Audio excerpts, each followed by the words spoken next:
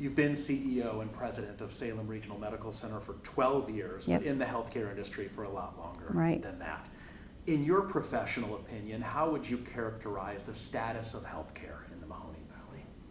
In the Mahoning Valley, I think we do have strong healthcare, easily accessible and convenient healthcare in general. There's been a lot of changes over the years, but I think we're very blessed to have so many options, and I think that makes a difference for a community and helps a community thrive.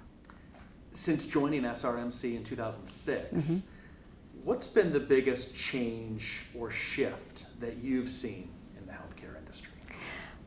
In the industry as a whole, a lot of mergers and acquisitions and consolidations of care. You kind of see the big players coming in and buying up all the different service lines, whether it's hospitals consolidating, but even insurance companies buying up physician practices in hospitals and providing the insurance product. So that's been a big change. When it comes to the care itself, a huge shift to the outpatient world. With advancements in medicine and technology and what we can do nowadays, you see a big shift from being in the hospital when you're sick to being able to take care of you outside of that. When did you start to notice that shift? I would say probably the early 2010s-ish is when we started to see a big change in that. The mergers and acquisitions really accelerated in that time frame. I think people were getting concerned with the status of healthcare and seeing the shift. We've done a huge turnaround to value-based medicine, and so we want to show value for what we do, and hospitals having to reach outside their own walls and take care of the community as a whole. So our goal is to keep you healthy and keep you out of the hospital versus just getting involved when you're sick. That's the huge shift. So it's been at least 10 years. When we were doing our research, we found that in the last 15 years, 21 hospitals have closed in the state of Ohio. Yep. Is it surprising to hear that or not really? No, I think if people understood how healthcare really works and healthcare finances, it's been a struggle. A lot of folks don't realize that the government payers like Medicare and Medicaid don't cover the cost. And so there's been a big shift on how to manage that, and we take up a significant portion of the GDP, so something had to be done. So it's not surprising to see that. I think we'll see more of that coming soon. A lot of, when I was looking into why they closed, there were mergers and acquisitions.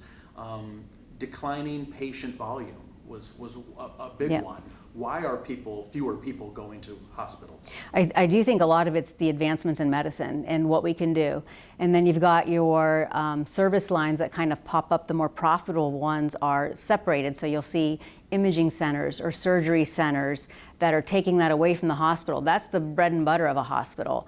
For a hospital to stay afloat, it's not on the inpatient side, it's on all those outpatient services that we do. So unfortunately, there's a lot of competition in that arena. Right. What has been your vision at SRMC in terms of what's driving it, in terms of the facilities that you have opened over the last decade or so? So we are very much committed to our community as a nonprofit hospital. So our focus is on what is best for the people who live here. And we're lucky enough to be an independent hospital, so our decisions are made by the folks who live here, work here, and our patients here. So we've seen a big shift on trying to increase accessibility and affordability of care and keeping patients out of the hospital. So we've done a lot of expansions in the outpatient world. Our biggest one in Columbiana is our outpatient and surgery pavilion, because we see that shift and we have to provide value to the patients and to the insurance companies who are paying a significant portion of the bill. And so with that, we've modeled it on, it's not a hospital. Hospitals are expensive, very expensive. And so what we're trying to do is offer imaging at lower cost than what you pay at a hospital, surgery at lower cost than what you pay at a hospital. So that's been the vision over the last probably 6-7 years. So it's the services you can get in a hospital, Yep. but outside of Outside that. the hospital. Right. The Canfield facility, Damascus, again, this surgery Right. and outpatient center, are they supporting a gap that we lost when hospitals closed? Or is it just filling a new need? I think it's both. I think there have been gaps because of recent closures in our area alone, and then shifting of patients and where to go, and so it's not to overwhelm one system. But I think it's just fulfilling a need that's coming down the road, and recognizing that we've got to do something about the cost, and that's our biggest struggle right now, is we have to be able to address that for folks. And healthcare should not bankrupt people, but it does, and so we need to do something to prevent that from happening. I feel like we're always going to need hospitals, right, for trauma. To some degree. Yeah, in major diseases, Right. transplants, the list goes on and on.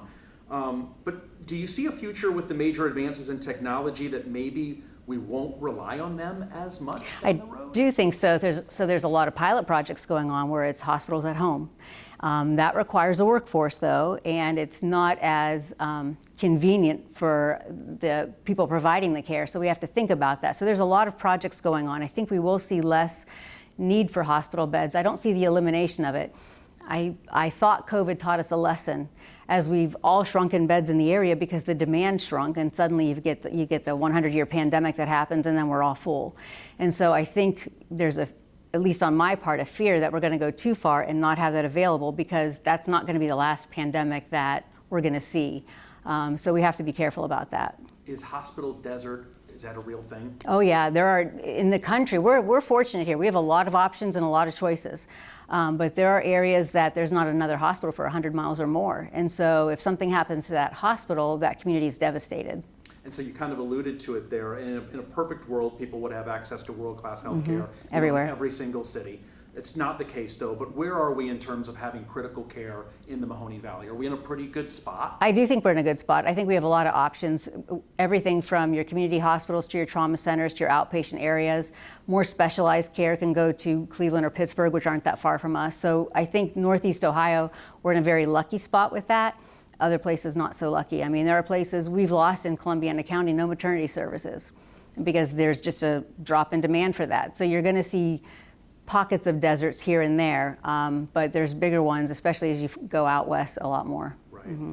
How important is it for companies like yourself, Mercy Health, Cleveland Clinic, Southwoods, that continue to expand healthcare services? Well, I think it's important, and I think it's good to have options. Competition is good for the soul. When you have one dominant system and nothing else, your quality of care decreases and your costs go up.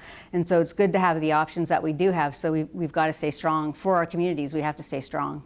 What does the future look like for Salem Regional Medical Center? Right now, the future is looking bright for us. You're in our most recent expansion, our surgery and outpatient pavilion. So we're very excited about launching these service lines, and they've been very well received. So we're happy to see that. There's a lot of things coming down the road. My crystal ball is still kind of fuzzy. I wish it worked better, but our goal is to adapt to whatever happens, and I think we can, being independent and locally controlled. We are flexible and nimble, that we can adjust to those challenges that might come. What other challenges that are maybe privy to this story that I haven't asked you, or a message you would like to maybe get across? Is there anything? Points? I think it's really important for folks to support their community hospitals, because we are here to serve. You don't need to go to Cleveland or Pittsburgh for the vast majority of your care. I think there's a perception about that. We are one of the largest employers in the region. Healthcare typically is, and in Ohio particularly, healthcare is a huge employer. If something happens, I think it ends up devastating the community, so we want to keep ourselves strong, and we're here to serve the community, and that's what we want to do. Is the workforce coming back since leaving after COVID? Yes, I can say everybody in healthcare was devastated for those first few years following the pandemic, but I feel like we've gotten ourselves readjusted with it.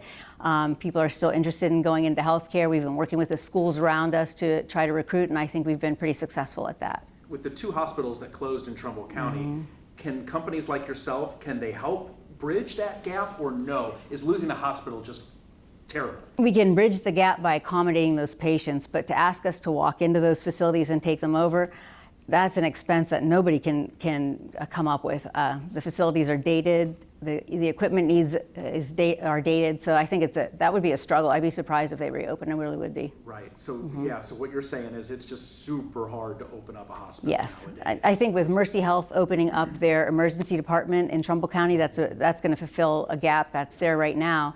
But healthcare is very, very difficult, and it's challenging. And people, I think, if they understood how it works in our world, it's difficult to stay afloat. You can see the average hospital margin in Ohio is 0, and that's scary. That's very scary. Absolutely. I have a statistic in my notebook that talked about the percentage of hospitals working with a margin of 0 or less. Most hospitals in Ohio have been in the red, and you can see their strength decreasing and their days cash on hand dropping to the lowest point that I've ever seen in healthcare across the board. So there's definitely going to be some big shifts happening because of that. It's a little scary. What are the contributing factors to that? So what we've seen, especially since COVID, is a big shift in how the payers are working. And so Traditionally, we had traditional Medicare being our biggest payer and commercial insurances. But now you're seeing the shift from traditional Medicare, which doesn't cover costs, to privatizing it into the Medicare Advantage plans. And there's been a huge shift up in that percentage, huge. And they pay even less than Medicare. So if Medicare doesn't cover costs, which is most of what we do, the Medicare Advantage plan's good for the individuals, but for the hospitals, not so good. And so we've known for a long time we're going to have to learn how to survive on Medicare, but now we're going to have to learn how to survive on less than Medicare. And so in my world, what we've worked on is there is strength in size and numbers. I'm an independent hospital, we're a small hospital. How much can I really negotiate with some of the big players out there in the insurance world?